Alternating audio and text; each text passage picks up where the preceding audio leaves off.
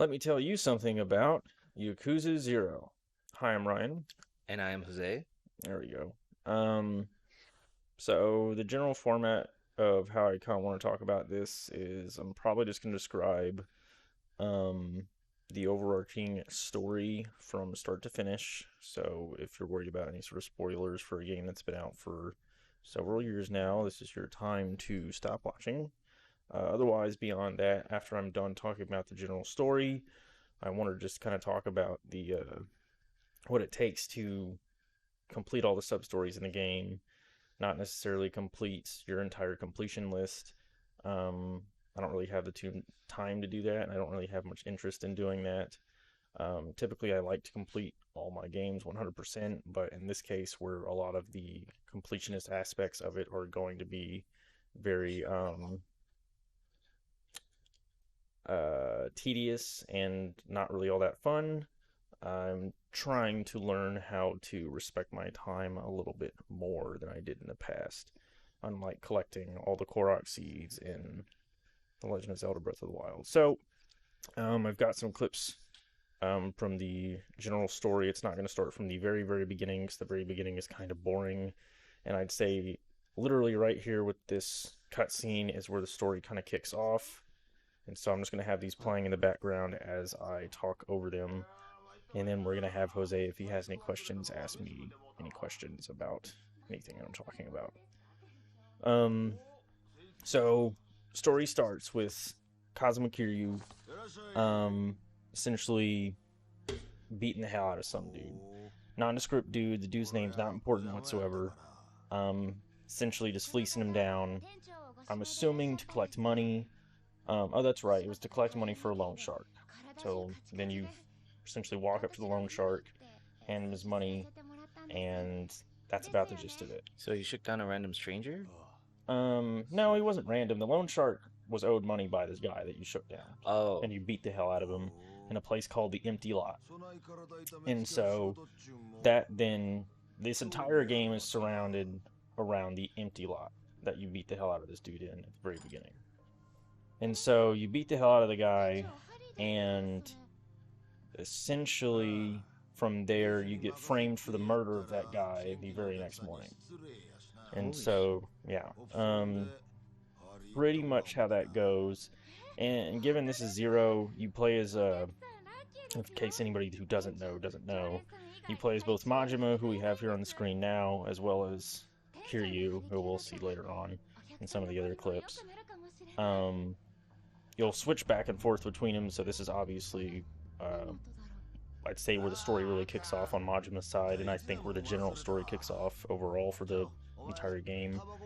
But so, anyways, um, yeah, Kiryu gets framed, and then from that point, um, I think essentially it goes he has to make amends for it by kicking himself out of the Yakuza. And so he goes, I'm going to go kick myself out of the Yakuza so that way there's nothing related to the family or anything like that. I'm just going to take the full brunt of this here and now and just say fuck it. And so it's a very values oriented man, very I'm going to take full responsibility for this, essentially, is what he's doing. And so then he goes to the Dojima family headquarters. Dojima family is essentially you would say, the large organization of which his uh, group, the Kazuma family, or whatever, there's a bunch of different names for a lot of these different organizations. Some are families, and therefore have patriarchs of those families, but regardless, I'm not super literate on all that, so I'm not going to get into it. But generally speaking, um, you are Kazuma Kiryu, who essentially you were adopted by Captain Kazuma. In the case, I should say, Kiryu was essentially adopted by Captain Kazuma. And so, as you can see, it gets pretty deep pretty quick. Anywho, so you're fighting through, and you convince them to essentially let you out of the family, and now you're just a civilian as Kiryu. Then from that point, Kiryu, being a civilian, is still the prime suspect for this murder. And so, given he is still the prime suspect, the cops are now going to be looking for him. Um, and that means from that point, a random guy named Tachibana shows up to essentially figure out who framed Kiryu for the murder of that random guy. And so, with Tachibana showing up, that kind of starts down the rabbit hole of figuring out that Kiryu was framed by, I believe it was none other than Kuze, who is essentially one of the three, I don't know, there's like lesser families under Dojima. So Dojima has the overarching family, is what they call him. He's the patriarch of the Dojima family, or whatever. And then under him, he has like three lieutenants who are Awano, Shibusawa, and Kuze. And then above them is Captain Kazuma, which would be, in this case, you could say, Kiryu's adoptive father. And so, this actually will get into a little bit of it as well. I don't know how much of this it goes, but as you can see, that was Kiryu beating the hell out of the guy, walking away from the scene, and he's been falsely claimed to be the murderer in this circumstance. He tries to leave the Tojo clan. He does. So on and so forth.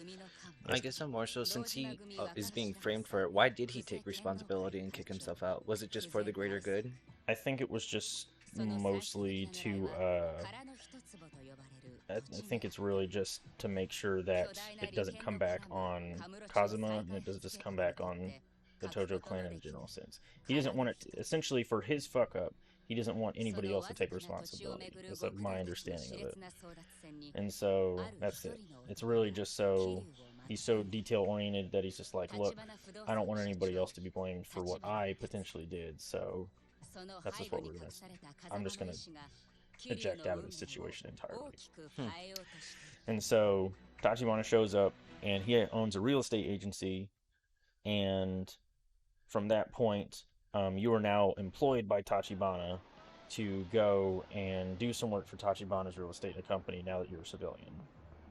And so, it kind of jumps back and forth between Majima and Kiryu.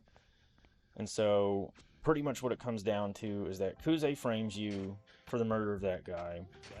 Because I can't entirely remember why, because it's really early on that you learn that. But essentially, like, they're just trying to pin it on... They were trying to pin it on you for some reason or another. I truly can't remember why they decided you were the linchpin that was going to get it all pinned on. I think part of it just had to do with that they were trying... That's right. So the three lieutenants under Kazuma are trying to essentially... Because Kazuma's currently in jail. Which they don't really get into a lot of, other than he just got thrown in jail for doing something that the cops caught him doing. Something to do with gambling or something, like running an illegal gambling ring or something like that. And so Kazuma's in jail, which means that whomever the captain is, there's currently not a captain that's just out on the streets able to run everything, right? Yeah. And so that means that these three lieutenants are trying to usurp him and become the new captain under Dojima, essentially.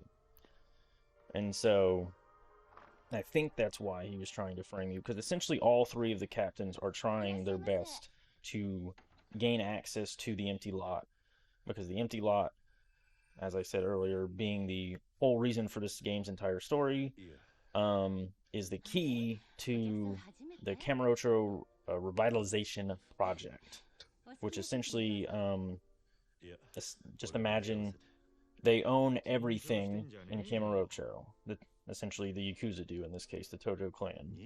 This one little, like, 12 by 12 or whatever it is, 8 by 12 plot of land right in between a bunch of buildings, which they deem the empty lot, by someone else having the land rights to it, they cannot continue with the revitalization project. They cannot build, they cannot do what they want to do, which is essentially tear it all down, build it all back up, and make a bunch of money off it, essentially, because it's all real estate.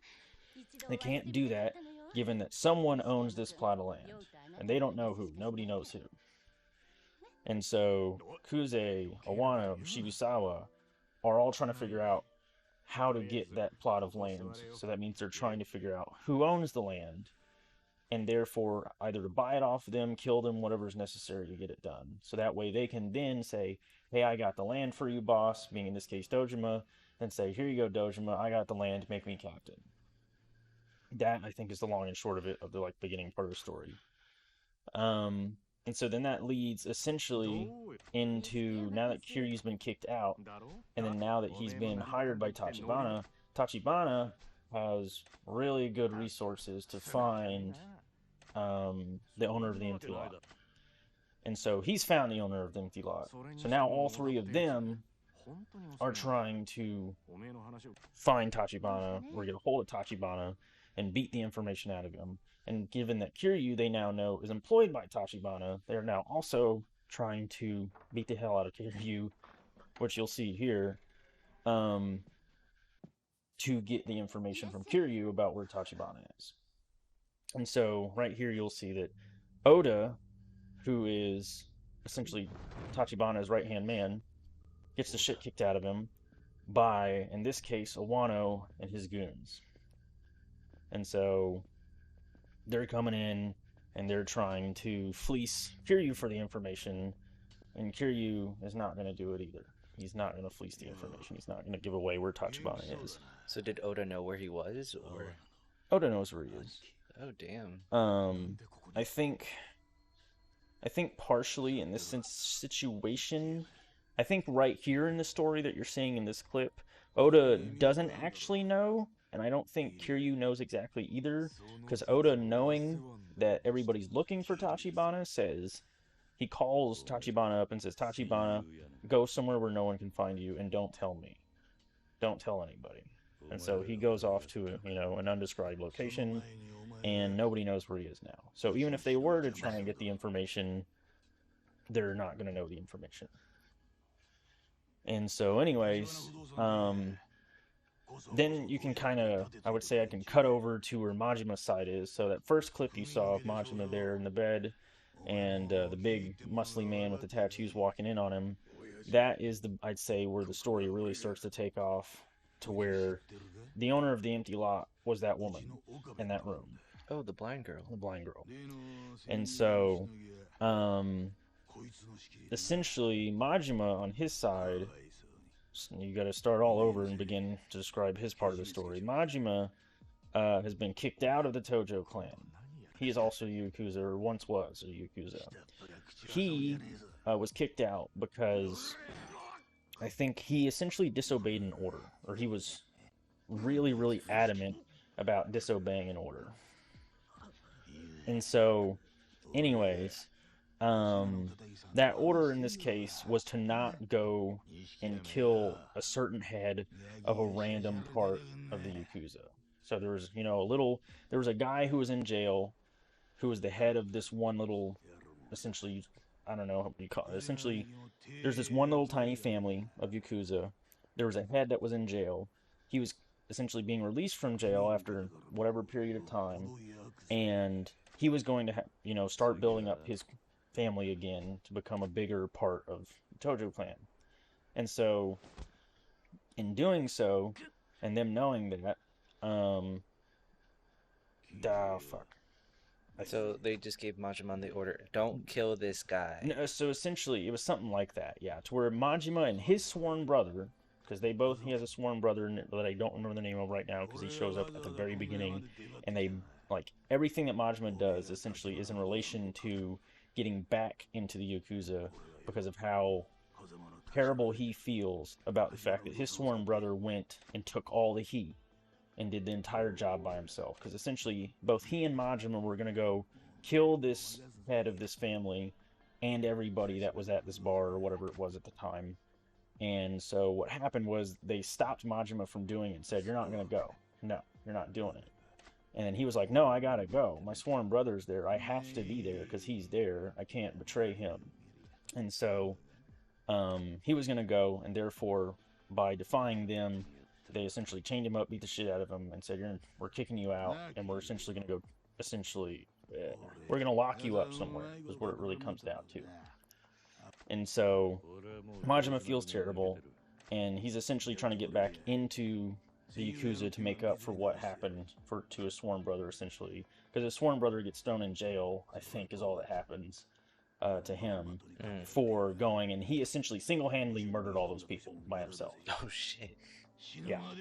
And so, anyways, now Majima is trying to weasel his way back into the Tojo clan, and by doing so, he is at essentially the behest and call of a guy named what's his name? He'll show up. I don't remember his name right now. He's pretty important, but he'll show up. But anyways, this guy is telling him, okay, if you want to get back in the family, like I know you've been wanting to, because essentially Majima right now is just running the largest cabaret in Sotenbori, I think, is the name of the area, and named the Grand. He's the manager, and he's making money for them by being the civvy who's running this big cabaret. And so he's really good at his job. And essentially, it comes down to the point where it's been, I don't know, a period of time where Sagawa, I think is his name. The guy I was mentioning a second ago, I forgot the name of. Sagawa comes up to him and says, hey, if you want to get back into the clan, go murder this person for me. Don't ask me why. This is at a weird aspect ratio. You're going to have to get over it. And so Sagawa asked him, hey, go murder this person, because this person turns out, as you see in that clip at the very beginning, if we go back to the very start, where Majima's in the bed and that big buff guy comes and moves the sheet out of the way, he was sent to go kill Makoto Makamura, who he assumed was a guy that was essentially a sex trafficker of young girls. And then to figure out when he gets there, it's actually the young girl. And it's not the big muscly guy, because he thought he was going to be killing the big muscly guy. Was the muscly guy just the bodyguard for her? Essentially. The long and short of that is that's Lee. Lee is protecting Makoto because Lee knows what she went through and that she was a part of a sex trafficking ring. And it kind of gets weird and complicated in that, like, Lee is a Chinese immigrant, or he used to be essentially Chinese mafia, and so he's like part of this whole Chinese mafia, like in Japan group that you learn later Tachibana is also part of that he's essentially former Chinese mafia, kind of sort of slash Yakuza. It's like a weird thing because Tachibana is half Japanese, half Chinese. Tachibana lived in mainland China as a kid, and then as he became like a teenager or something like that, he like stowed away on a boat and made his way to Japan, thinking because everyone hated him in Japan because of World War II or some shit like that. There was a really big stigma against the Japanese in China or something like that. I'm pretty sure is what it came down to. And so they hated him there. And so he's like, well, I'm just going to leave and go to the other place where I have half a nationality and they'll hopefully be okay with me. And they also didn't give a shit about him. And then that's where Tachibana meets Oda, is when he stows away and he's there. And Tachibana is a pretty hard kid at this point, considering just no one's giving a shit about him. And he's just always been kind of thrown to the side by everybody that's ever met him. And so that's where he meets Oda, because Oda is also Chinese, living in Japan. And Oda thinks he's hot shit. And then Tachibana runs up on him in the street. Tachibana beats the shit out of him and his entire crew. And so when he beats the shit out of him and his entire crew, Oda goes, you're a fucking badass. You're going to be the leader of our crew now. And he goes, okay, whatever, sure. And so, yeah, here's a Wano dancing. And earlier you saw Kuze get beat up. You beat up Kuze like 2 or 3 different times in the story, by the way. He's like the weakest of the lieutenants in a weird way. So, anywho, God, is that part of the video? Yeah, I guess it's part of the video. So, where was I? Pretty much, Majima is trying to murder this person of which he does not know what they look like or who they are, then learning it's that blind girl. So then, once he learns it's a blind girl, he's like, what the fuck? Why am I being told to murder this blind woman who obviously Isn't doing isn't anything. doing anything, is not a sex trafficker. What's the deal? Yeah. And so he goes back to Sagawa, and he's trying to be like, what is happening? What's going on? And Sagawa's like, look, no one told you anything. It doesn't matter. You're supposed to murder who the person is, so why aren't you doing it? And so Sagawa's being a hard ass about all of it. Um, Gets on to Kiryu, or excuse me, not Majima several times as Majima is trying to figure out what's going on. Um, and so at this point, Majima does not understand that she's the owner of the empty lot. Kiryu and Tachibana and all of them don't know that she's the owner of the empty lot. And then, it progresses a little bit more, and it progresses a little bit more. And then to get to the point where Sagawa's dudes and goons, Majima's hiding the girl. So you see early on where she was holding on to Majima's leg, that he's hiding her, and in, again, an undisclosed location, and Lee also knows. They're now working together to protect this girl, not understanding why she's in this big kerfuffle that's surrounding they don't know what. So at the time, they didn't know it was for the empty lot. No, they had no idea. They just were trying to protect her and figure out who the man with the bat tattoo on the arm was, because she's saying the last thing that she saw, because her blindness is psychological, it's not physical. The last thing that she remembers about the dude who was sex trafficking her is that he had a bat tattoo on his forearm. And so she's mentioning that, and Lee is trying to figure out how to find that guy to essentially get comeuppance, I guess. And so that's how you come across Lee. That's how you come across Makoto as Majima. And then it kind of switches back to Kiryu here and there, because there's a lot of like middle ground stuff here in the early part of the story that there's not really a lot happening, because they don't know who it is and they're trying to figure out who it is. And it's just kind of like, in this case, what you see here, like I mentioned, the three lieutenants trying to figure out where Tachibana is, because Tachibana claims to know where she's at and is not telling Kiryu any of that information. And then Majima just figuring out why people are trying to go after this girl. And so that down gets to the point that once Sagawa figures out, hey Majima, we know you're hiding the girl. Why are you hiding the girl? We're gonna go kill the girl now. And then there's this whole, intense fight sequence where you're fighting your way through Sagawa's guys to you and Lee to go essentially get Makoto to a car and drive her out of the city and get her out of there so she can be safe, because they're trying to kill her. And so in that series of events, you and Lee get to the car. It's Lee's van outside of his chiropractic business or whatever it is. He's a masseuse. And Lee gets in the car, and Majima and Makoto are maybe 10, 20 feet away from the car. And then Lee's trying to get the car started so they can get in the car, and they're going to run towards it. And then he turns the key in the car, and the car blows up, and Lee's dead. Yeah. So Lee dies.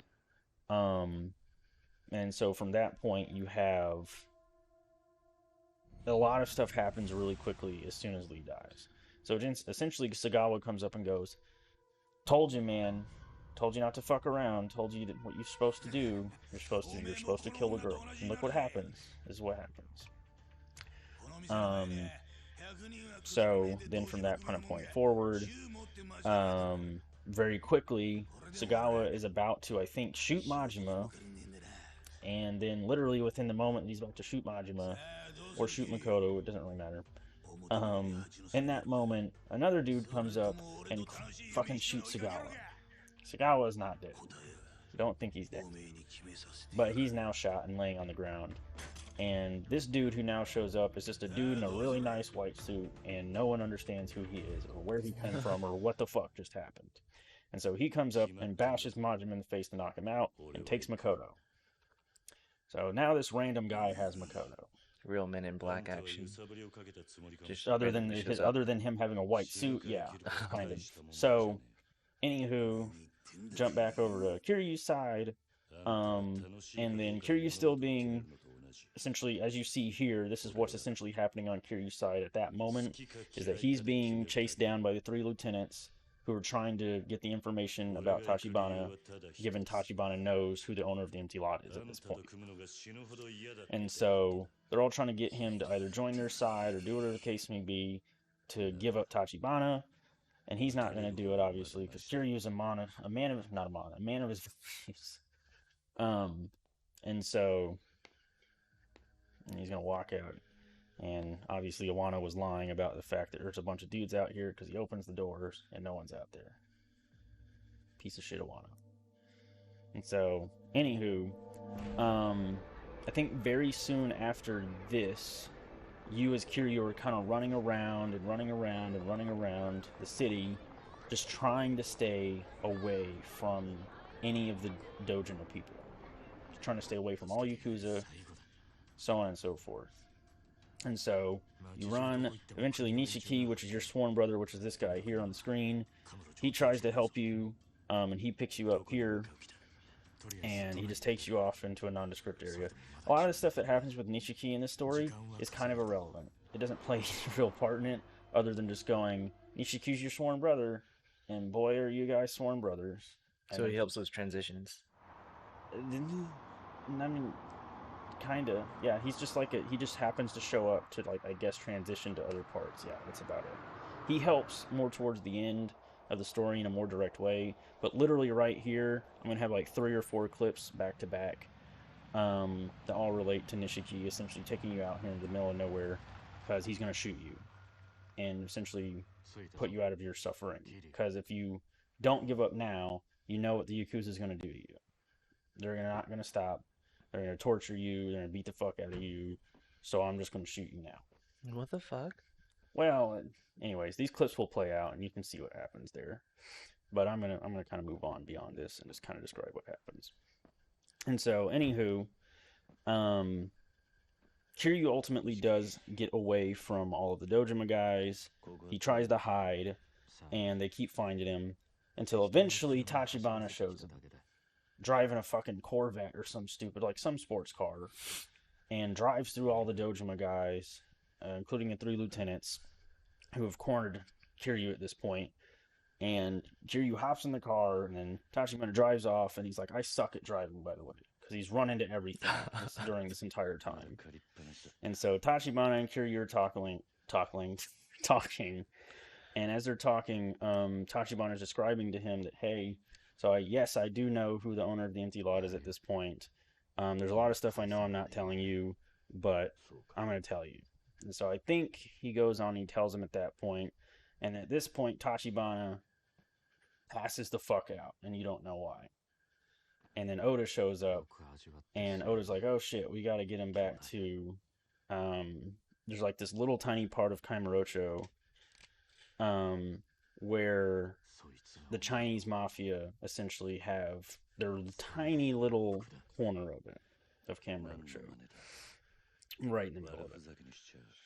And so, then this is kind of where you learn that Tachibana is Chinese, because why would they take him to essentially this little Chinatown area in Kamurocho. Mm-hmm. And then you learn also, because Oda tells you that the whole story that I mentioned earlier about how Tachibana is a badass, blah, blah, blah, blah, blah, blah, and how they came together to form their own little Chinese mafia here in Kamurocho. And so then you realize that Tachibana has lost an arm, and ever since he lost that arm, he lost so much blood during that he has to go on dialysis like every couple days. And so that's why he passed out. And so Tachibana is knocked out. He wakes up. You have to go talk to the head of I guess you'd call him like the patriarch of this little Chinatown area, who happens to be a Chinese man. And he's telling you, hey, we can't harbor you here. You can't stay here and hide from the Dojima family for very long. So you're going to have to leave because you're going to put us in danger. So you got to go, Kiryu. So Kiryu's like, all right, I get it. And so he leaves and he goes and chills in a park with a bunch of homeless dudes. So he goes and chills in a park with a whole bunch of homeless dudes. And I think at that point, it cuts back over to Majima. And I guess I'm just going to kind of, like, because essentially once the story gets going, it just kind of goes. And it's just, an exponential curve just going up to where essentially from this point where everybody now know, like where you now know who the owner of the empty lot is, and that this guy named Sarah, which is the guy in the white suit, Majima goes and he's trying to figure out who is that guy that took Makoto. Majima goes and talks to this guy who's this crazy mofo that Majima gets, I think, a lot of his personality from. And I can't remember the name of either because he really doesn't exist for very long. But he's a crazy guy. He's super crazy. I'm sure someone will be able to bring up his name or know his name. Is it Nishitani? I think so. Because this is yeah, it's Nishitani, I'm pretty sure. So that guy's name is Nishitani. It's because he shows up to the Grand and Majima's like, well, who are you? And it turns out he's the head of some Yakuza organization, once again, some other guy. And he's been tasked by Shibusawa, one of the 3 lieutenants in this case, that's trying to figure out where Makoto is, or figure out who she is, I guess I should say. He's been tasked by Shibusawa, Nishitani has been tasked by Shibusawa to figure out who the owner is of the empty lot, and if you do, bring her to me.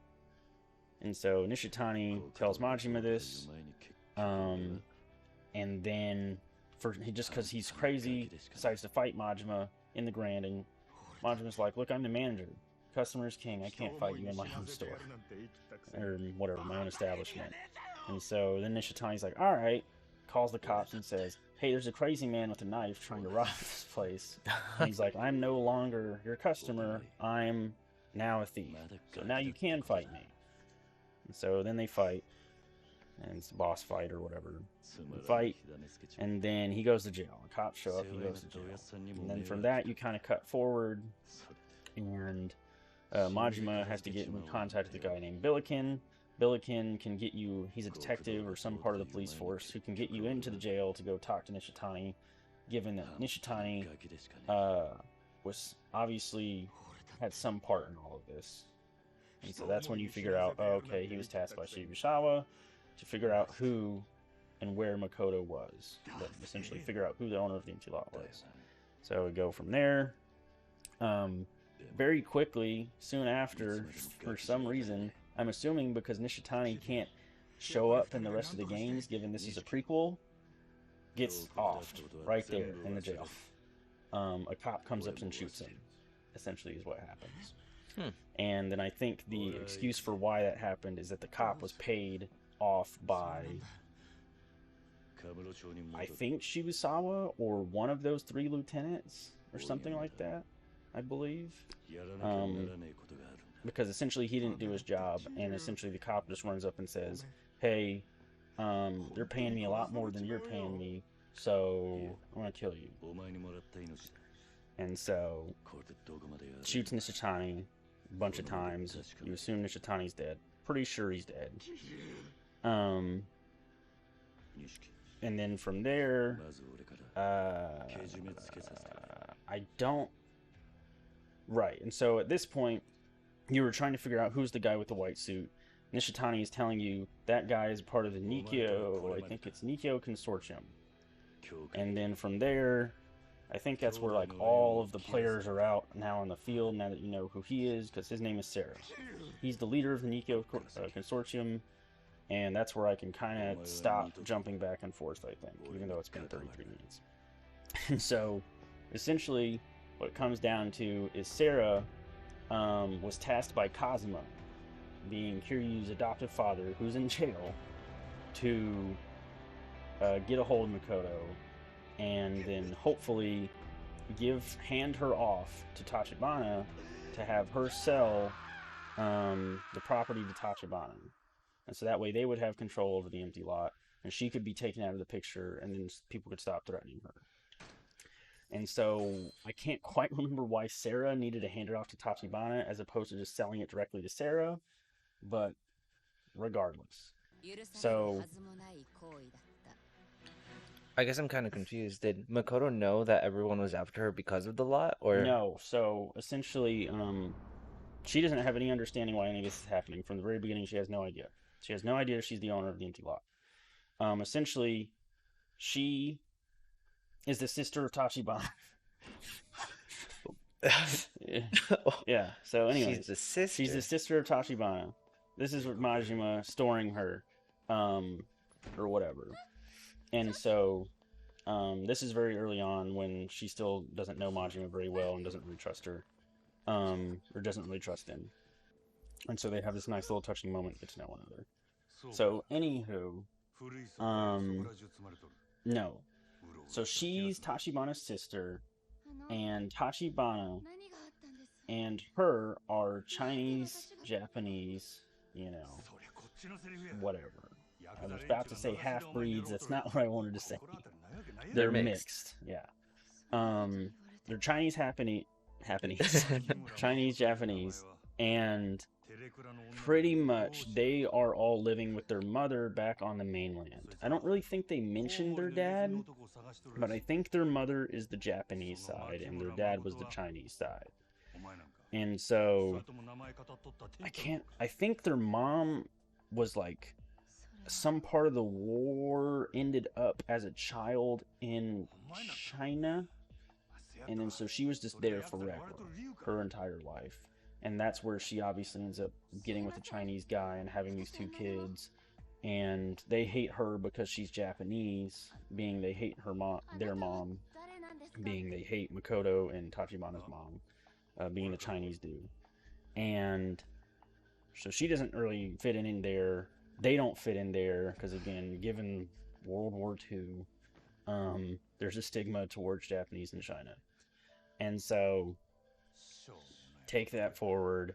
Tachibana doesn't want to be there. Once Tachibana leaves, Makoto then comes over to Japan trying to find him. And that's why she's here. And they had a grandfather, which would have been the dad of their mom, who happened to have a lot of real estate in Japan because he was just a Japanese, whatever, businessman or whatever. And so he lost a lot of his assets and lost a lot of the value that he had. And he had this one last plot of land. And essentially, as a beacon for, I think the way it was described, as a beacon for his family to find, his estranged family that had been in, you know, whatever this entire time, in China this entire time, was a beacon for them to find him or whatever, or something like that. I can't remember. So, anywho, given, I think, yeah, her mom commits suicide, by the way. Did you say why? I think it was just due to I think it was just kind of came back around to like nobody accepting and like just nobody having anybody's back, given that she was, you know, half and half and blah blah blah. I can't quite remember, but she commits suicide, I think, in relation to something to that. And so now it's just Makoto, and so that means that this land is entrusted to her. It's entrusted to Makoto. And so, anywho,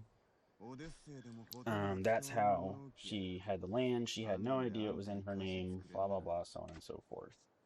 And so then there comes the point where it comes the point where Sarah has Makoto. Sarah tells Makoto, look, you are the owner of this plot of land. That is why everybody's coming after you.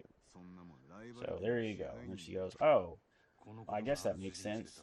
And then so that's where it gets a little bit more complicated, and that now that she knows she has this land, the plan is for her to go sell the land so that way she can just no longer have to deal with all of these threats and all these people chasing after her and so on and so forth. And so during this time, it's a little weird and complicated because she just gets moved around so much between so many people. Because essentially, Kiryu gets a hold of her at some point and takes her and hides her with the homeless guys. And Majima, I think, is still looking for her. I believe, yeah, because Majima goes and he tries to find Sarah. He finds Sarah. Sarah says, "Your princess is in another castle," and so then Majima now has to leave with Sagawa to go find Makoto again, because Sarah has told Majima Makoto's with a guy named Kiryu, and so that's how it gets crossed. Is at that point, you would say, and so Kiryu now has possession of her. He's now trying to hide her so that Kiryu can get her to Tachibana, to sell the land to Tachibana, get her out of all this, and now they have the plot of land. Hip hip hooray. So that way the Kazuma family has the land. Because essentially they are trying to... Why does Kazuma want the land? Why is Kazuma trying to stop these lieutenants from getting the land? Why does he care? Because essentially Kazuma claims that they cannot let Dojima get any more power, because otherwise he will become the next chairman of the Tojo clan. And if he gets this, it's just going to happen. It's just a shoo-in that he's going to be the next chairman. So they don't want that to happen. So it doesn't go the way it's supposed to go. Here you cannot get Makoto back to Tachibana. Because now, at this point, Dojima family has found out where Tachibana is, and are now torturing him and beating the shit out of him. They've now captured him, essentially. And so, now Kiryu is gone and tried to rescue Tachibana. He does rescue Tachibana after he's only been tortured to the brink of his life, and he tasks at this point Nishiki, his sworn brother, to go get Makoto, because now they're working together after Nishiki tried to shoot him. Nishiki's like, "No, I got him. I got your back now. I promise." And so from that point forward, Nishiki's got your back, and they're kind of like teaming up. So Nishiki goes and gets Makoto from the homeless guys, brings her back, and at that point, essentially Tachibana's dead, like moments before they get there. And so now, after all of these years of her searching for her lost brother, she finds him and he's dead. Like they were like so close, and he's dead. And so it's this heartbreaking moment where she's crying there. She's like, "Oh, you're just tired. I get it. You've been through a lot." And so on and so forth. And so at that point, now she's pissed off because now her brother's dead. And so at this point, she's now lost because she's just run off somehow. Somehow she manages to escape despite being blind. And they don't really explain that, but she just disappears. And so she disappears, and you get to this point where I think it doesn't really matter. Point being, she ends up with the Dojima family. She's with Shibusawa. She goes and she finds one of them. She says, "Hey, I want to go sell the land to Dojima. Fuck it, let's get this over with." So she's going to go sell the land, and Majima's trying to go and fucking rescue her before whatever happens, or stop her or something. So Majima's now going in to this meeting, beating the hell out of everybody to get there. And at the moment that she is telling, essentially, Dojima and the three lieutenants, Awano, Shibusawa, and Kuze, "Hey, I want to sell the land, you guys, but my caveat is, Dojima, you have to kill all three of your lieutenants. That's my revenge." And then he's like, "Well, what you don't realize is that if you're dead and nobody owns the land, it makes it a lot easier for, like, look, we were planning on paying you the $1 billion for it, but if you're dead, it really doesn't change much." Thanks, Spot. Doesn't really change much. And so I think the legal ramification of how Dojima describes it is that, like, because no one can claim the property, because now the person that did is dead, no one's gonna ever come and actually fight for this. You know what I'm saying? For, like, if there's just a random little 8x12 piece of land in the middle of all this other stuff, as long as nobody claims that piece of land, we can just kind of override that and move past it, because who's gonna go and do all that work, pretty much? And so they shoot her. And that's when Majima shows up, is when she gets shot. And so she's now been shot. She's now laying on the ground. Majima beats the shit out of everybody. Dojima and the three lieutenants take off in a helicopter. And then at that point, Majima's like, oh shit, Makoto, no, you can't die. And then suddenly again, Sarah shows up. For like the third time. He just shows up out of nowhere. And so Sarah of the Nikko Consortium shows up. And he says, I'm going to take her and get her back into good health. Takes her to a doctor. Doctor gets her back into good health. She's fine. You know, not fine, but she's fine. She's alive. She's alive, yeah. And so that then leads to the Dojima family thinking she is dead when she's not actually dead. But thinking now that she's dead, they're going to move forward with their plans with the Kamurocho revitalization project. They've assumed victory. And then kind of moves a little bit forward, and then they figured out, oh shit, she's not dead. And then so now they're trying to kill her again. They're trying to get, they're trying to find her, trying to kill her again. So they're saying, fuck it, we're not doing this, we're just gonna kill her. Like straight up, we're just gonna kill her. And so this is really far back at this point. I'm gonna skip ahead because like I didn't expect. This is Kiryu. Right, I skipped a, so I don't even know if it's really important. Right, okay, so a little bit of the story I missed somewhere in the middle there. Given Kiryu is obviously being, how do I put it? Essentially has a bounty on his head from the entire Tojo clan, right? Given all of them are trying to get him, or kill him, or whatever the case may be, it comes down to Tachibana going to the head of the Tojo clan, which is where they're at now, as they're essentially at the headquarters of the Tojo clan, and saying to the chairman, hey, I'm gonna pay you 1 billion yen to get the Dojima family to stop fucking with Kiryu. We're just gonna take care of this with money. And then the clan chairman is like, why would I do that?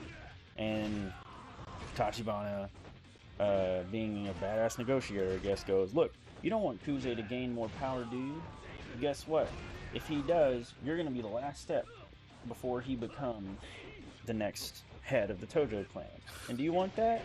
And he's like, I guess not. So he essentially goes, okay, I'll take the money. And so from this point forward, Kiryu is no longer going to be seen as a threat by the Dojima clan. I'm going to order the Dojima clan to stand down and leave Kiryu alone. Kiryu is now property, as they put it, is now property of Tojo headquarters. So that's what's happening here. Even though why I had this fight, part of this. So here's Tachibana and Oda as you guys are trying to escape. They fight with you for like a moment or two, like in a couple bits here. Let me see. This was essentially Oda describing Tachibana and how he's such a badass. And then this is the point right here, where here is Tachibana and Makoto's mom. Here's Makoto at a young age. And this was Tachibana's realization that she was in Japan. And so he's, yeah. And then this is also where Oda was the person who sold her into sex trade. And now being the lackey of the dude that's the brother of her, is like, oh shit. Little sister. It's his little sister. I fucked up. And at this point, you were working with Oda, you and Kiryu. Let me see here. I'm trying to think. Because she's not been shot here. Yeah, this is when you're trying to get her to Tachibana to sell the real estate. So this is before she gets shot. And so, let me see near. Let me skip forward a little bit. This is you and Nishikama. This is when Nishiki and you are like, we're fucking brothers, man. If you're in, you're in. And Nishiki's like, hell yeah, man. And he's got his not painted koi on his back. And then Kiryu's like, alright, brother. And he's got his not painted dragon on his back. And so then they start fighting, and, it's you and Nishiki fighting. And then so this is when Kiryu is telling Nishiki about how she's the empty lot owner and how that's related to Tachibana. Here's Tachibana when he was getting shit kicked out of him by Kuze. and Kuze's gonna let him go because obviously he's not gonna tell anybody where Makoto is. And this lackey of Kuze clocks him in the head, and obviously Kuze gets pissed off. He's like, look, if he's dead, we can't get any information out of him. And this dude obviously isn't cracking just based on torture, so this isn't going to work. And so that's when he's going to let him go. Kiryu comes in, and they're going to break him out.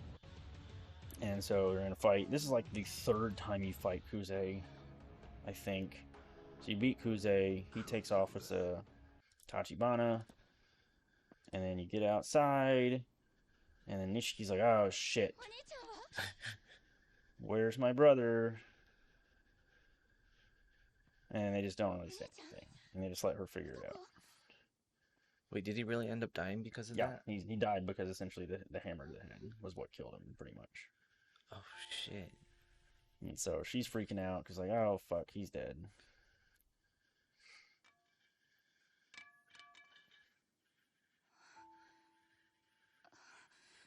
And there's where, like, a lot of the story elements of this game, I think, are done really, really well. And as you can kind of tell how I'm all over the place in telling the story, everything that they do with this story really does wrap up and have, like, a connection to everything. And has, like, it ties up all its loose ends that it could have created for the most part. And that's where, like, everything's interconnected. Yeah, like, I'm really surprised at how well the storytelling is done in just this game alone, having not played the rest of them, but at some point I'm going to, just because of just how they really tied everything up so conveniently. Like, it may, like, it's all over the place, and it's hard to describe as it's all happening, but, like, it really would require, like, a tree of, like, this is how everybody's connected to everybody. But it makes sense all at the end of the day. And so, anyways, she's sad. I'm not trying to cut off this emotional moment, but that's pretty much the end of it, anyways. So, then literally, I think from right there, let me see here. Is this relevant? There's a little bit of story involving, let me see. The strip of the land. Yeah. So this is where Majima comes to the empty lot, and he's looking for Makoto, because they can't find Makoto. And so, there she is, up on this rooftop, above the empty lot. And so he goes to find her, and he's talking to her, and she's like, I gotta get revenge, Majima. I gotta end it all, Majima. Can she see? She started to see, like, a little blurry bits at that point. And so this is, I think, where I really start cutting it through, like, the last kind of portion of the story. So now that I'm caught up, I can kind of get back to where I was. So what was I last saying? We were talking about how it was so interconnected, or No, before that. Like, story-wise, where was I? Story-wise? They're looking for her. She sells land. She gets shot. She got shot. Okay. They're trying to kill her again because they figured out that she's still alive. She got rescued. No, she didn't get rescued. Well, she was gonna die. She was, yeah. She was gonna die. Sarah took her. She's now been healed. So yeah, you're right. She technically got rescued. And, I believe Majima was there for that. Yeah, because obviously Sarah was there whenever, they found her. So, gosh, what really happens after that? So essentially, it's all kind of a blur at that point, because it all just comes together really quickly. This isn't really super important, I think, here. You did mention how they started doing their project, but then they realized that she was still alive. They were gonna start. No, I know. Yeah, that's not really relevant. Like, the project actually happening is the ultimate end goal, and obviously this is all just them trying to get to that point. And so Sagawa's here talking to him. I think I, like, clipped this twice by accident. Yeah. Seems like it. Yeah. And so, anyways, Majima's just beating the shit out of those guys. This is way towards the end, I think. Yeah. So I want to just skip a little bit. There's Shibusawa, Kazuma, Kiryu, and Nishiki at this point are trying to get her back, being Makoto, who has now been put. That's right. Sarah's trying to hide her on a boat. So Sarah's hiding her on this boat. Shibusawa figures out she's being hit on the boat, and so then they know that Shibusawa has figured out where the boat is, and so now Kiryu and Nishiki have gone to this boat to take out all of Shibusawa's guys and to make sure that Makoto is safe. And then I believe, I think, okay, yeah, all right. So, anyways, you get to the boat, you fight through all Shibusawa's guys. This is Shibusawa, by the way. He's the mastermind, I guess you'd say, of the three lieutenants, and that he's kind of making a lot of the stuff happen through, I'd say, the back.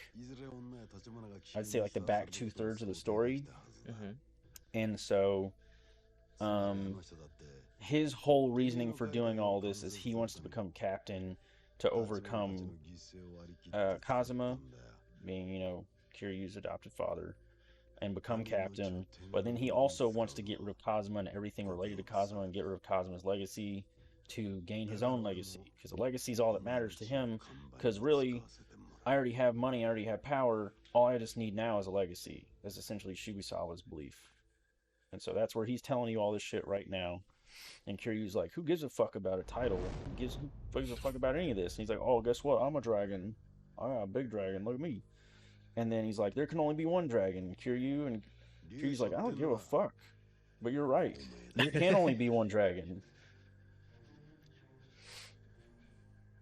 And obviously, Kiryu's has not been fully inked yet, given the fact that he's not the dragon of Dojima yet, because that's supposed to be Kiryu's title.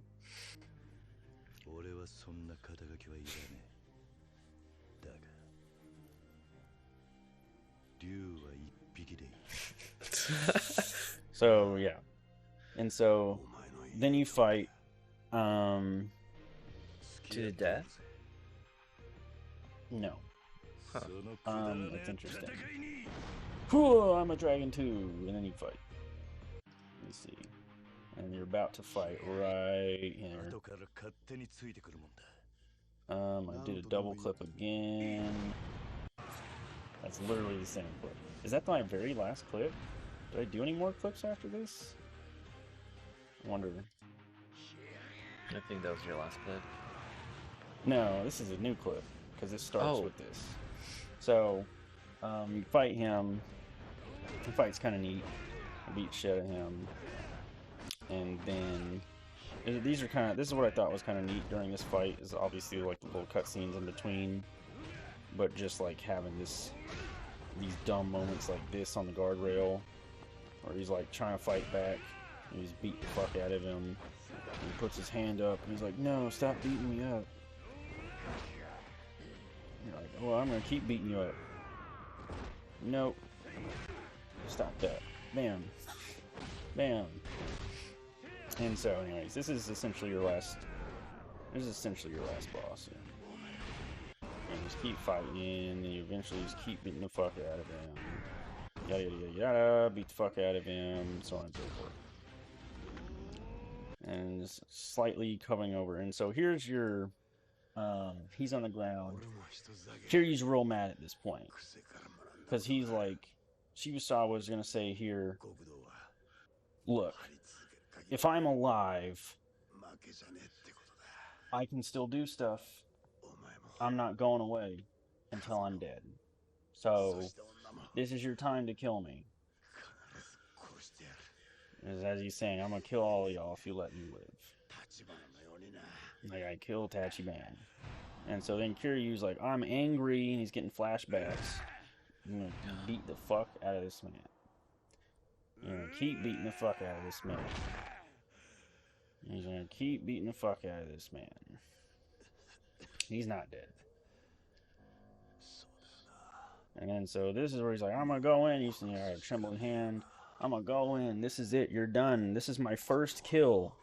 My first Yakuza kill. It's the only way to become a Yakuza, Kiryu. You gotta do a kill. Gotta do it.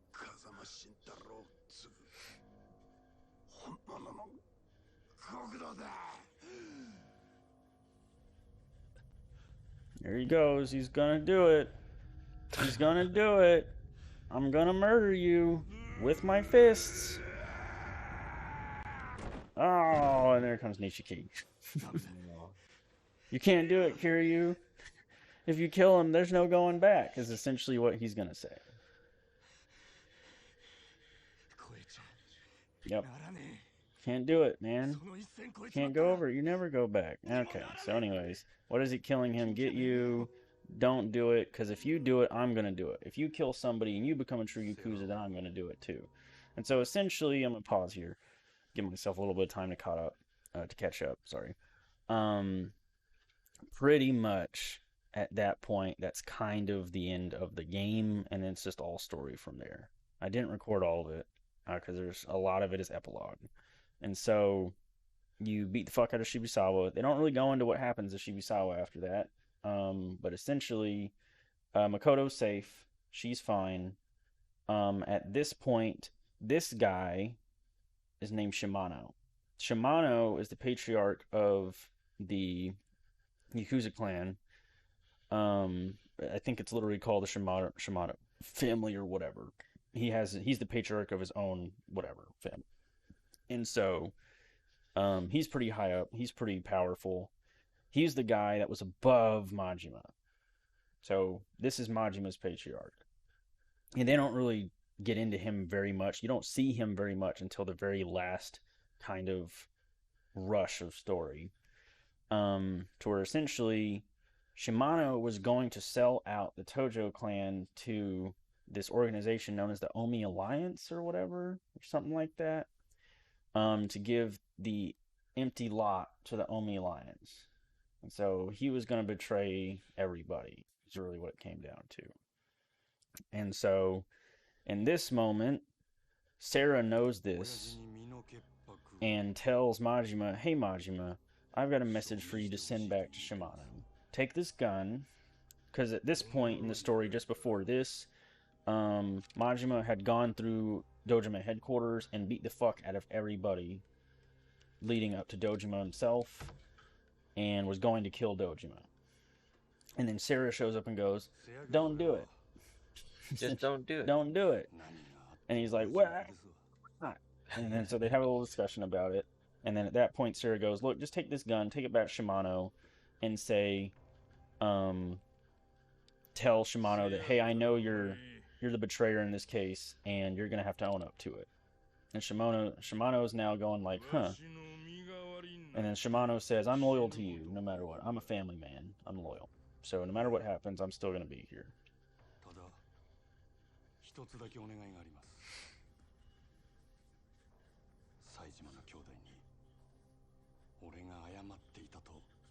Yeah, because as I mentioned, Saejima, which is his sworn brother, which obviously I didn't remember the name of, is still in jail.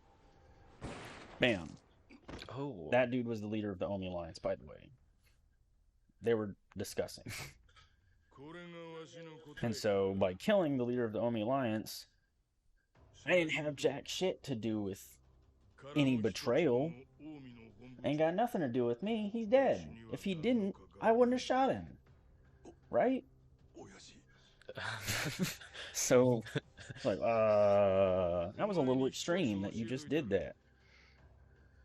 And so, this, I think, is just foreshadowing what he's saying here, because obviously I haven't played any further into the game, but he's like, you gotta think one step ahead, and he literally goes, they won't last very long, in 10 years, we'll be the heads of this shit.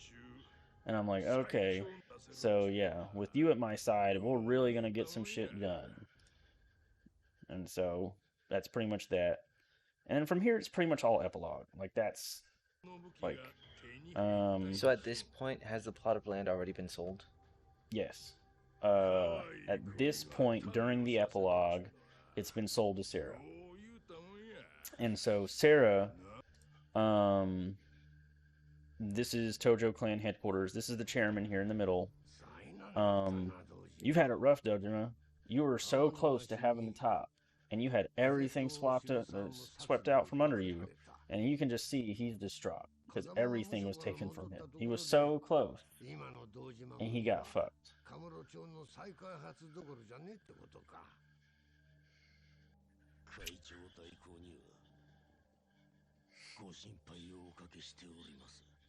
So, anywho, he's like, "Oh, don't worry about it, man. You got fucked over pretty bad. Don't worry about me." And so he's like, "All right, I'm gonna let all you know that the new captain of the Tojo clan, and as you can see, a lot of these people are just no faces with like who are nobodies. You can see clearly this is Sarah. This is White Suit Man.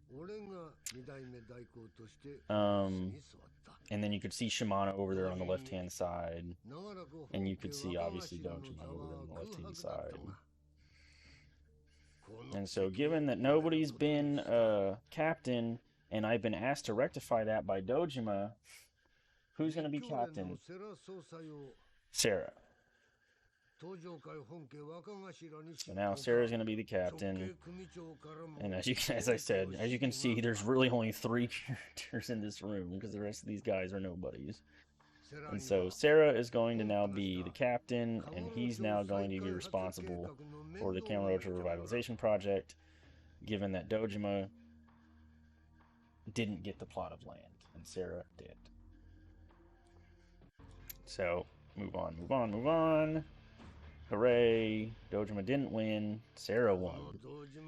Why is that important? Sarah and Tachibana both knew Kazuma, whatever. So Kazuma had all this planned from the very beginning, essentially. That either Tachibana or Sarah was going to own the land. And because both of them are confidants and are working with Kazuma, essentially means that, Kazuma was pulling the strings from jail the whole time. And it's one of his buddies, no matter what, that's going to be controlling all of this. So then Kiryu goes and talks to Kazuma.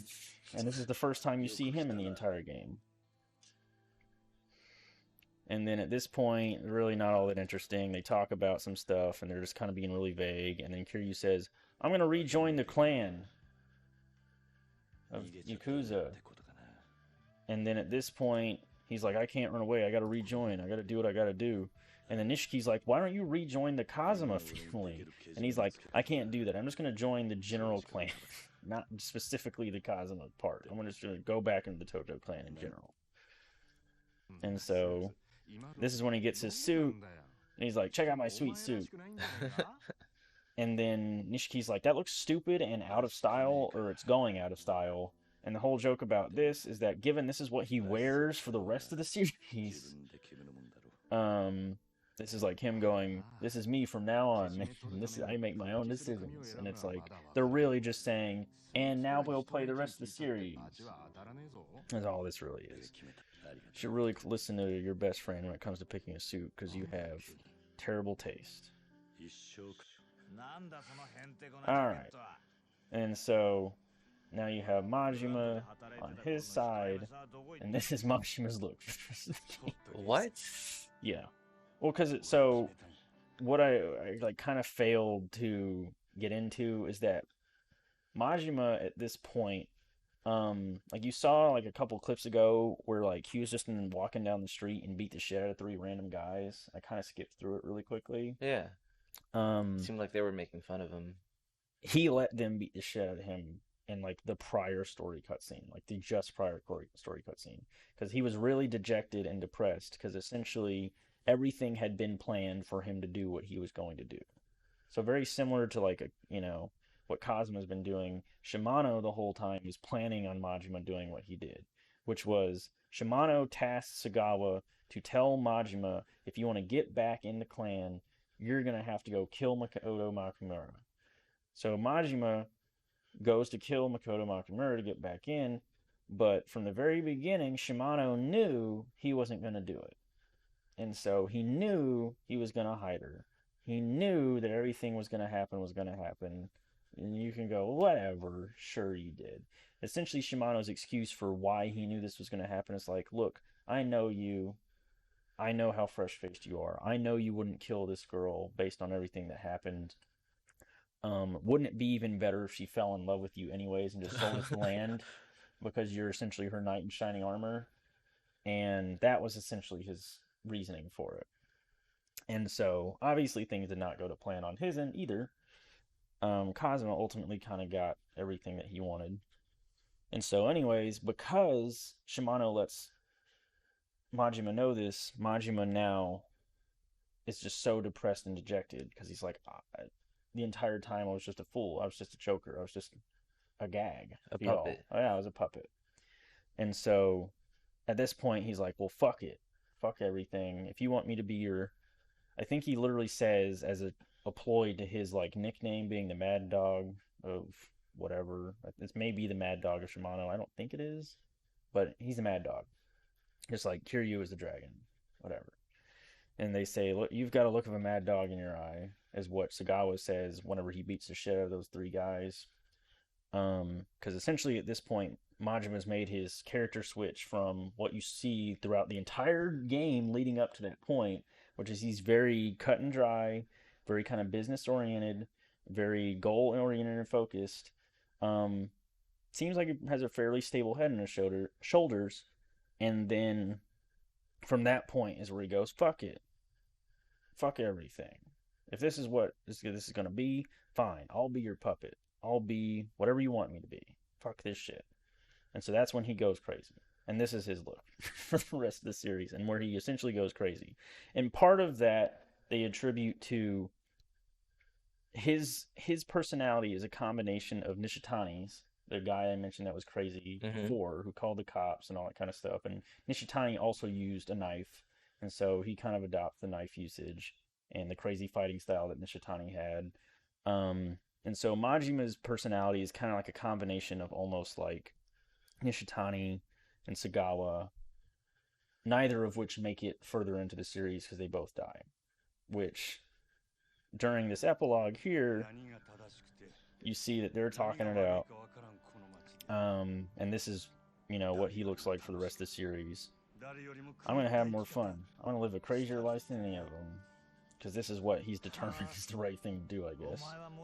And that's what I would have thought too, Sagawa. And it's kind of weird because, like, they have such a tumultuous relationship between he and Sagawa the entire time that it kind of doesn't. Like, it kind of connects for me, but it kind of doesn't.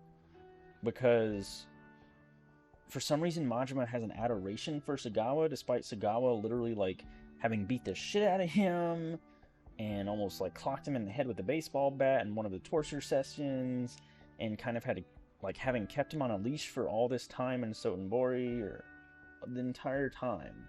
Like, Sagawa was his ball and chain, essentially, telling him what he could or couldn't do. And then for some reason, he connects that, oh, you know what, I guess Sagawa, like, He's looking out for me. yeah, in some weird ways.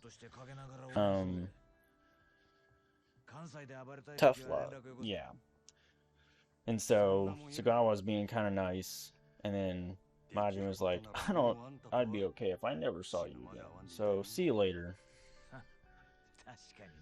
No doubt.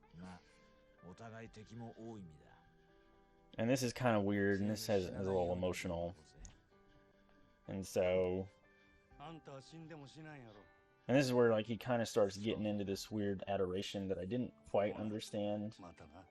But this is the guy I would say he had the most connection with in the entirety of the story, because they interacted so much, so I guess it kind of makes sense. And so then he's like, thanks, man.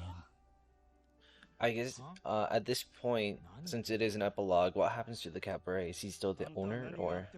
I don't think so. Because he was just there, as that was essentially just his prison. Is that he was the manager of the cabaret and was just bringing in money for them. But now that he's allowed to do what he wants, he can kind of go do whatever now. So I don't think so. You're a tenacious guy, so I'm going to be tenacious too.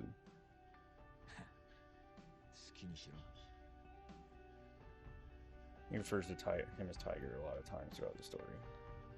So Majima walks off, goes around the corner, and this clip ends here. Catch you on the flip side. And if that's not As you saw by the hand, if that's not foreshadowing, I don't know why this one was so closely cut to one another. Capture on the flip side. Bam.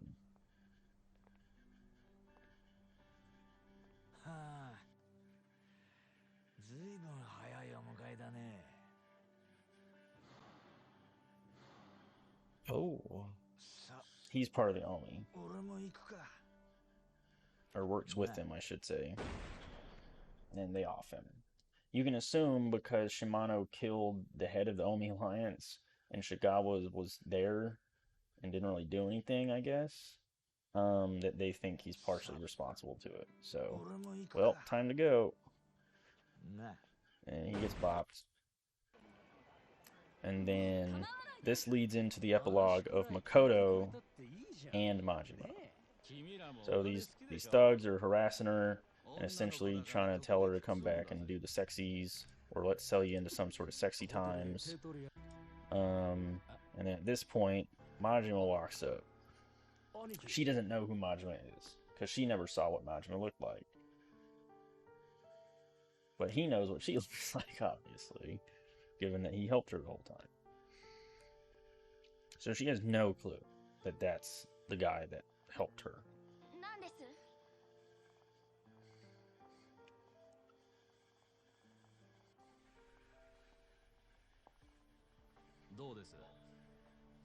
She's so nice, isn't she? Oh, fuck. These are his guys.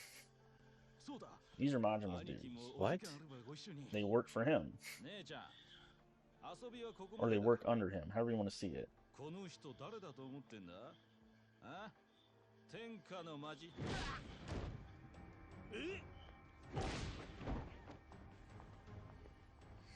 And so, kind of something we'll get into whenever we talk about the cabaret and all that kind of stuff. Part of the story reasoning for, because based on what I understand from what I've read, damn, did it really just end there? Was that it? Let me go back. Is that literally like the last one?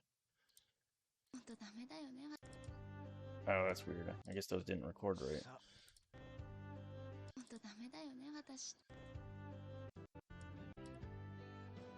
It was like, obviously. Huh. Well, anywho, not important. So essentially from that point, oh, that's right. I know what this was. So that little chime playing, I'll get into it. So I'm gonna finish up what just happened. Majima beats the shit out of those two guys. For some reason I didn't record the rest of it. I thought I did, but maybe it did record it, and for some reason it just fucked up. So anywho, the doctor that had healed Makoto, or healed her from getting the gunshot, was with her right there, and then the doctor ran off to get help, because they were going to let her go and just take Makoto, because Makoto's like, leave her alone, take me, whatever. And so the doctor runs off to go get this guy to stop them, those two scumbags. Mm-hmm. And so, essentially, she's looking at Majima, has no idea what he's about, and then pretty much the doctor comes back with this guy who's going to tell them off, but obviously they've been taken care of.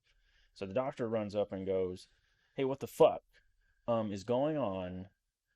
Who are you? Leave her alone. Because he doesn't understand that he thinks that Majima is the guy that was harassing her. So then Majima takes him to the side. Turns out this guy's a doctor. And so takes this guy to his side and says, hey man, do you love her? And then he's like, what? I don't. And he gets all tensed up and his hands tense up, and that's when Majima goes, seems like you do, based on how like a man with his fist like that wouldn't certainly feel otherwise. And so essentially they have this weird discussion with two strangers, where Majima is essentially going like, look, if you love her, tell her, put a ring on it, take care of her, keep her safe. And then the guy's like, Okay, you're right. And then so from that point, he moves on. Majima walks off, and the doctor is going to tell Makoto, "Hey, can we go talk somewhere?" Which is weird, but anyways, that's how that leaves off. And then the very last cutscene where you hear this little chime playing, and where you hear her talking right there. This was supposed to be like the very, very last epilogue clip, I think, of her going back to the empty lot at some point during all of this before it gets built on. Um, where she's taking flowers back, kind of as a memorial to her brother having died there. Hmm. And she's down on the ground. She puts the flowers down, and then she hears the chime, and then she starts digging through the dirt, and it's her watch. Because earlier on, She had left it on the she sofa. left it on the sofa because Majima and her were talking about, you know, this watch and how she had this really fond memory of this watch, and it plays this cute little chime, but it's been broken for a long time. And so she's like, "Look, I don't need it anymore. I need to grow up. I need to be stronger." And that's why she left it on the couch. And so essentially, Majima took it, did whatever it needed to be done to repair it, and I guess buried it there for her to find for some reason. Huh. And so that's essentially the gist of the entire story. Everything gets wrapped up. Um, she's no longer being, sought after. She's fine. She's safe at this point, you'd assume. Uh, I can't believe, did I not record that bit? I could have sworn I would have. That just makes no sense. Maybe this was it? No? Yeah, this was it. Yeah, so this clip, the final, sorry.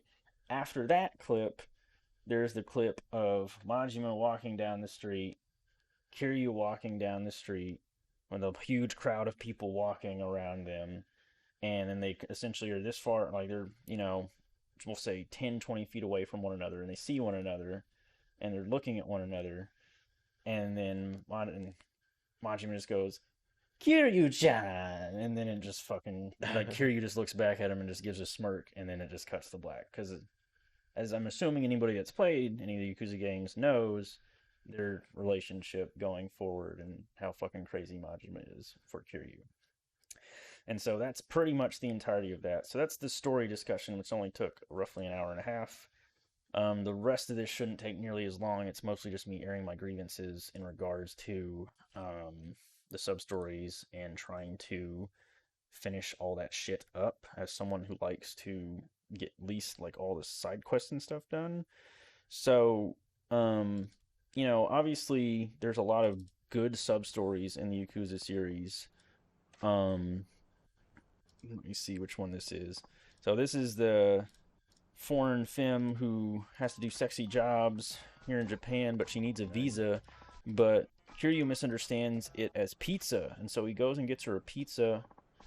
Let me see here. So there's him delivering the pizza. I think I took literally like 6 clips of this for some reason. Like, I don't know why. But anywho, delivering the pizza, brings it back to her. She's like, I don't understand why you gave me pizza. I needed a visa. And then this was the guy that was selling her. And then he's like, I gotta marry you, lady. It turns out I actually loved you this whole time. So, yeah, it's weird. I don't know why I took so many clips of that.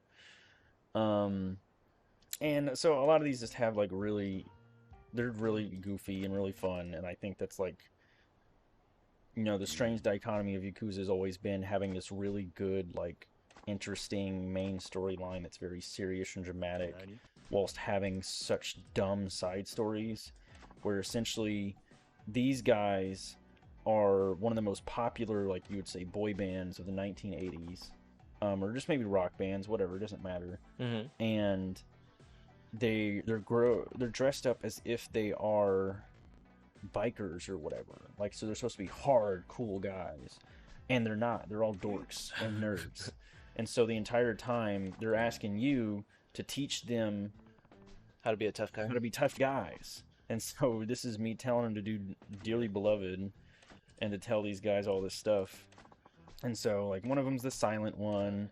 and one of them is like, I don't remember the other guy's personality, but you tell him all this different stuff, and you man a few words, and then it's like, you just stay silent or whatever. And so you go in. I took a lot of these because I was just trying to get the whole thing. And so like, whoa, he's actually gonna talk to us, dearly beloved, and they're not into that one. They're not into that one. When I get an off day, I rescue puppies mostly, and they're like, what? What do you mean rescue puppies? That's not cool. And it's like, what do you mean? Can you picture it? Puppies outside in the cold rain, tenderly holding an umbrella over the puppies in his broad shoulders, something for the wind. Imagine it. Isn't that fucking rad? Puppies. Oh shit. It's too fucking cool. That's gonna make Terashi sound the badass that he is. And so it's just a bunch of dumb shit like that. And like he just stays quiet and they think that's cool. Let me see. What else is in here? Oh, right. So this was the start of the whole fucking pocket racer bullshit and this everything. Apparently this guy is a recurring character throughout the entire series. This pocket racer dude. Huh. He does a bunch of cameos? He's in like most of the games from what I understand. Must be really good. Yeah, I guess so. And so anyways, you customize your cart and you have these dumb little cutscenes of like Kiryu going, hell yeah, with the cart. And anyways, this isn't really what I want to talk about. A lot of these are fun. Everyone knows this about Yakuza if you've ever played a Yakuza game. The real thing that sucks is that, so like 80% of all of the sub-stories are really good and unique and different. And I would say that these included these stupid kart racer, pocket racer ones kind of suck. And so that means that the cabaret ones, which involve Majima, the real estate ones, which involve Kiryu, and these pocket racer ones, which also involve Kiryu, all kind of blow. So, and I was trying to describe this to Jose before, and I had to cut myself off before. Or no, I didn't cut. I think I just described the whole thing, didn't I? But anywho, so what sucks about trying to complete all the sub-stories in this game is that they are locked behind, essentially. In the case of the cabaret is literally, I'd say, the worst tied with the pocket racing shit. Because to get 6 sub-stories in this game, you have to get your platinum hostesses, which you have to essentially get all 6 of them by completing the entire cabaret storyline. And you have to complete the entire cabaret storyline just to get your legendary fighting style with both Kiryu and Majima. In the case of Kiryu, you have to complete the entire Real Estate Royale storyline. But, anywho, so that means this minigame lasts at least 3 minutes. And you have to get these platinum hostesses to do 5 training sessions with you, mixed in with at least, I believe, 2 or 3 mini games apiece. And I don't think you can just outright quit them, at least not in the case of the training sessions. So that means you have to talk to each of these girls in a training session 4 times and make a selection. And then you have to do that 5 times, and then every time in between, you have to come back and do this cabaret minigame. Even if you don't need the money, even if you're not interested in this anymore, you have to come back and do this, because they will not let you do trainings with these girls until you've done this cabaret minigame. So in between every single training session, you have to do this minigame, even though it's not necessary at this point anymore, because you've already completed the storyline.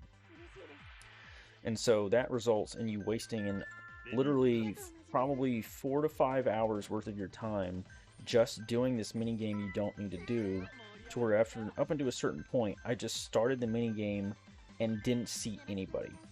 I would just let the timer run down for 3 minutes and then do the special training that I needed to do with the girl, just so I could get to the end of trying to get her stupid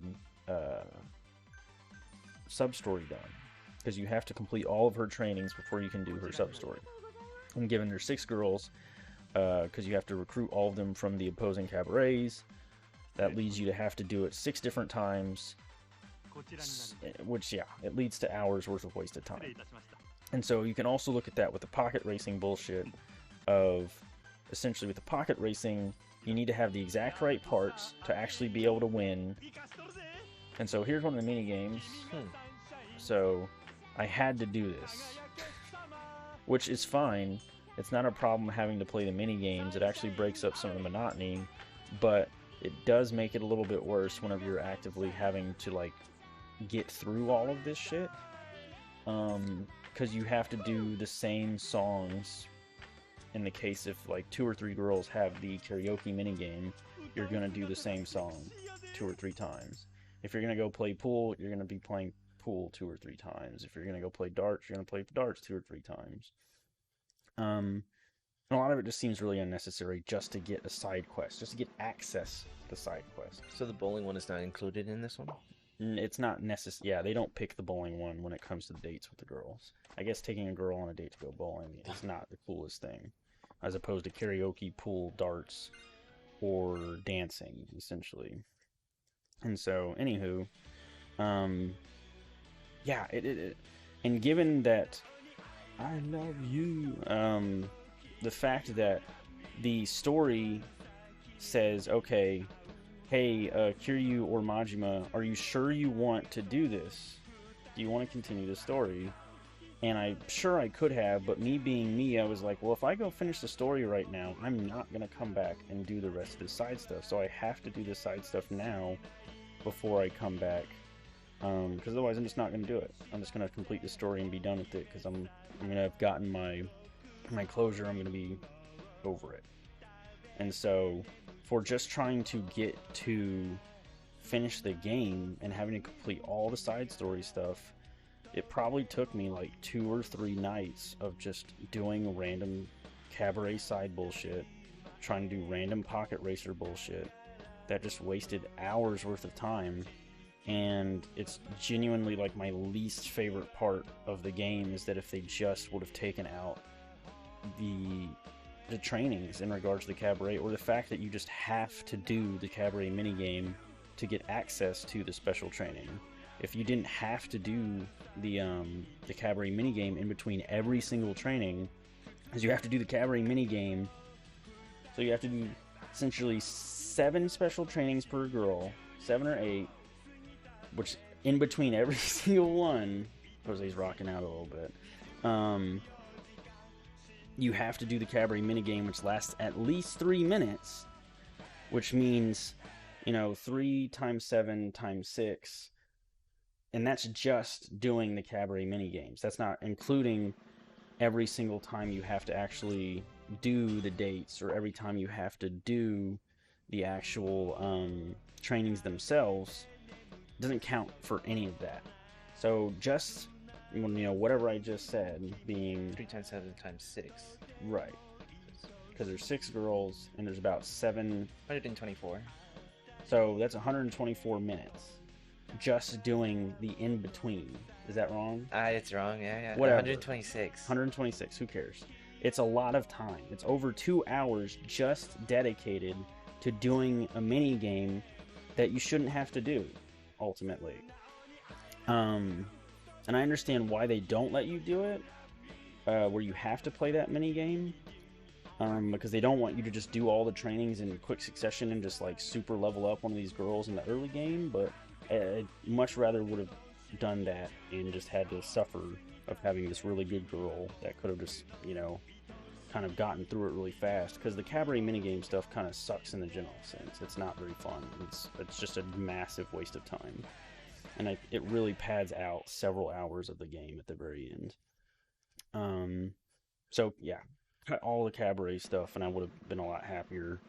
The pocket racer stuff is at least a little bit enjoyable, but I would say same idea, cut a lot of the pocket racer stuff, because it is also just like hours of wasting time and trying to like find the parts or get the money to buy the parts, or trying to find the right combination, even though someone would say, well, why didn't you just use the guide on GameFAQs to build the right car to get to do the race? It tells you exactly what parts you need. And it's like, because I did that like 6 times and it didn't work. The car kept falling out of the track over and over again with the exact parts that they told me to use, so it's not perfect. And so wasn't there like one more thing? Calling the girls. Yeah, that sucked. Yeah. And so the last part of it of just trying to get all of I think it was like 9 total sub stories involving the Telltale's Boys Club as Kiryu also is a complete waste of time, given that I didn't know that you could tell each of the girls apart based on their voice. Um, and so that meant that I just went on the same date 3 to 4 times over and over again, realizing how I was supposed to get access to the other dates. And given that there's 3 real dates and then like 6 fake dates, that means you have to get the same girl 3 different times on top of that to get all 3 of the different sub stories. But you can't guarantee which one it is without essentially having memorized the voice and then hanging up on them and then finding the right girl. And once I understood all that and I knew that you could, like, how to find that, once again using the game fact, it was a lot simpler, but I wasted a lot of time not understanding that, which I think could have just, same idea, they could have not done that. They could have just had you, every time you call, you got a new interaction, as opposed to giving you the chance to do the exact same interaction. Like, Yeah, like just having it one and done. yeah, I just don't know why you wouldn't do that.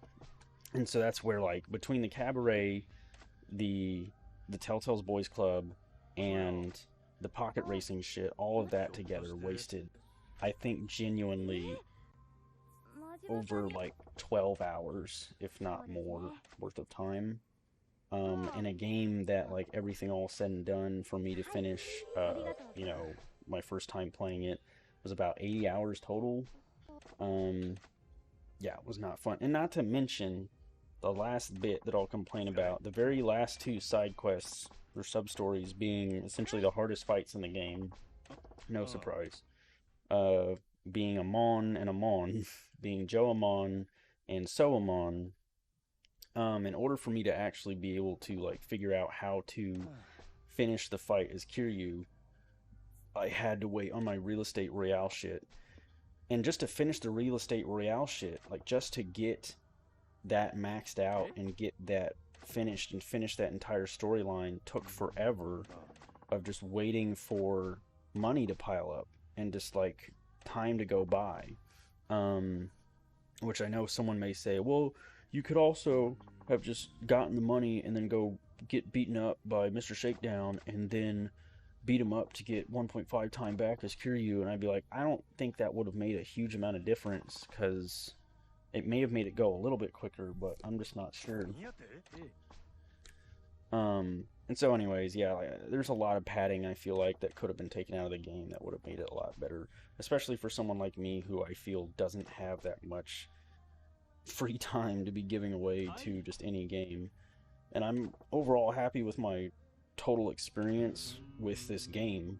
It's a great introduction to the series, but I'm hoping that the rest of the games do not have this amount of padding and bullshit that gets added on at the very end, with all these side quests just kind of forcing you to go down these long rabbit holes.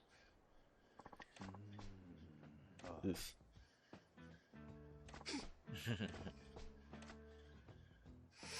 And so, yeah, this is one of the sub stories. So once I finished all of her trainings, this was the sub story I got. Which, this one's pretty okay, because they're being weird, creepy dudes, and they're like, "Who's this boyfriend that she has? She can't have a boyfriend. She's too awkward." And then they're like, "Man, he sure is old." Well, as long as she's treating her right. And it's like, he's old. He doesn't look unhealthy. And then you just keep watching, keep watching. It's like, maybe she's getting duped because she hands over money to him. And he's like, what the fuck? Why are you handing money over? And it turns out it's her dad. So Her dad's her boyfriend? no, it's just that they misunderstood, because they were too stupid to understand that it's her dad, even though from the very beginning you're like, it's an older guy she's giving money to, it's probably her dad. So, anywho, that's my general takeaway description of the story of Yakuza 0, and my feelings in regards to completing pretty much all the sub stories in the game. Have any questions, Jose, or are you clocked out? I guess my final questions, which I probably should have mentioned earlier when we had the discussion regarding the whole dragons and tiger tattoos. Sure, go ahead. Tiger? But well, there's no tiger tattoo, but it's my fine. bad. It's fine. Whatever. I was like, so you kind of mentioned the other day how, the Yakuza are the only ones that have the tattoo, and that's how they're identified in the public eye. So anyone who has a tattoo is Yakuza or part of the mafia? If you have a big old fucking back tattoo, you're definitely a Yakuza. That's essentially one way to look at it. Like if you have, because you kind of see how like Lee had a big old tattoo that was huge across his entire body that kind of cut off at a certain point on his arm. Yeah. Like those are intentional to cut off where this like short sleeves would be or whatever the case may be, so you wouldn't see him. And it's just kind of strategic in a way that like if you just have a tattoo that could mean you're a Yakuza, but it doesn't necessarily mean you're a Yakuza. But back during, I can't say this as a fact as I'm not an expert, but my assumption is, especially back in 1980s Japan when this takes place, that if you're a dude with a tattoo that's, that big, you're 100% a Yakuza. Just nobody. You're a bad guy. Yeah, you're a bad guy. If you go to a sauna and you see that guy, he's a bad guy. Don't get near him. You're gonna get fucked up. Don't annoy him. And so the assumption in the general sense, I think even in, I can't really say, but I think even in modern day Japan might be the same as well. And that a lot of people don't have big tattoos, let alone any tattoos at all.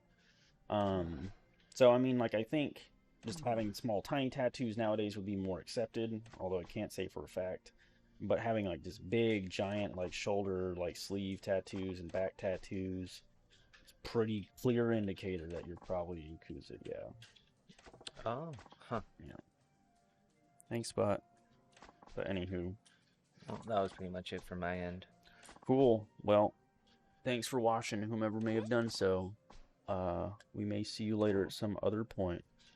Bye-bye. Bye.